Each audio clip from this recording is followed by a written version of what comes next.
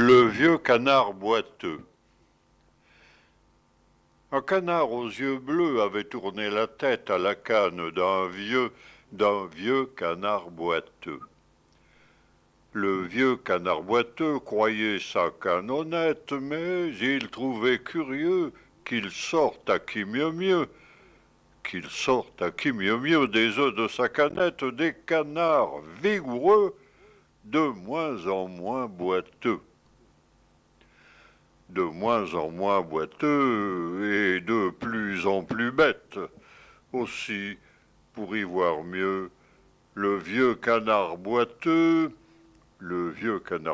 acheta des lunettes et tomba sur la queue quand il vit tant d'yeux bleus. Quand il vit tant d'yeux bleus dedans sa maisonnette, il s'élança furieux sur ce qu'il restait d'eux. De ce qu'il restait d'eux, il fit une omelette. C'est à ce moment que le vieux fermier boiteux vint lui couper la tête. Ainsi finit le vieux canard boiteux.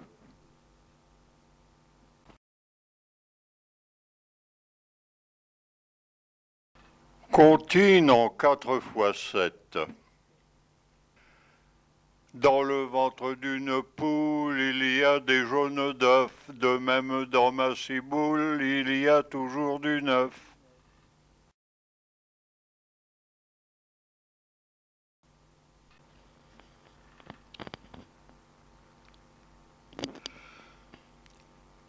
Parole de maître. Me revient la parole de mon maître d'école. J'avais 6 ou 7 ans, et j'étais tout content d'aligner des jambages au long de chaque page.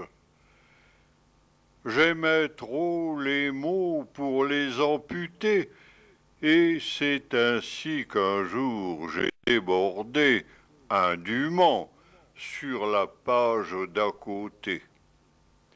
Et mon maître s'est exclamé: on ne met pas les pieds dans le jardin de son voisin.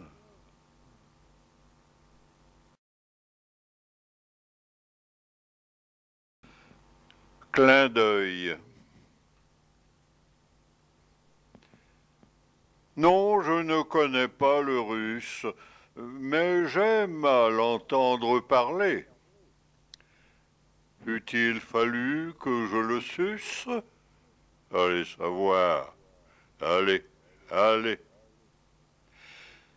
Sur fond de Kremlin ou d'Izba, dans un mire ou dans la toundra, peut-être bien qu'un jour viendra où, batelier de la Volga, tu diras, et tu m'enverras, un petit texte de ton choix, un petit texte écrit par moi, un petit texte en MP3.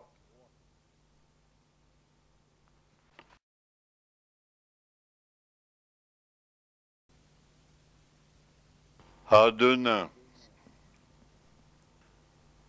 Jules Mousseron était un mineur poète, le maître du patois, le roi de la gaillette. J'aimerais m'élever un jour à sa hauteur, car je ne suis, hélas, qu'un poète mineur.